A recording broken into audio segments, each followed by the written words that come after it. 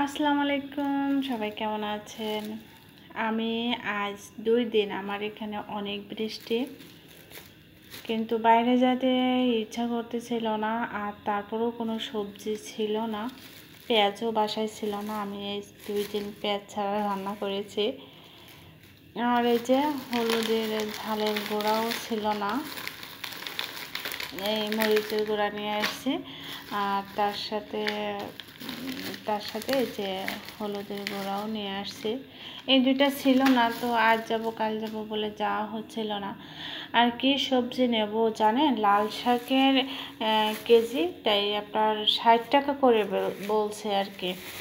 আর বাসায় একটু কলা খাইতে ইচ্ছা করতেছিল, মন চাচ্ছিল, এই জন্য একটু কলা নিয়ে আসলাম। যেহেতু বৃষ্টির দিনে তো কোথাও যাওয়া হয় না, রুমের মধ্যে থাকা হয়, এই জন্য আর কি একটু কলা নিয়ে আসছি। আর পেঁয়াজ নিচে 110 টাকা করে কেজি। ওরে আল্লাহ, ভাবা যায় আমি তো 2 দিন পেঁয়াজ ছাড়াই রান্না করেছি। আমি কিন্তু পেঁয়াজ দিইনি তরকারিতে, আসলে বাসায় ছিল না আর বৃষ্টি হচ্ছিল এই জন্য। তো এইগুলো নিয়ে আসলাম। আর সবজি নিয়ে আসেনি, সবজি কিছু ছিল ফ্রিজে, এই জন্য নিয়ে আসেনি। তার সাথে এই দুটো কী খাবার আমি জানি না, আমার একটু মন চাচ্ছিল, এই জন্য নিয়ে আসছি। যেহেতু বাসার মধ্যে একটা খাইতে তো হবে, তাই না বলেন?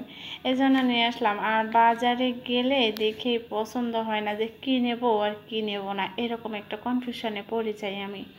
সবাই ভালো থাকেন, রাখছি, আল্লাহ হাফেজ।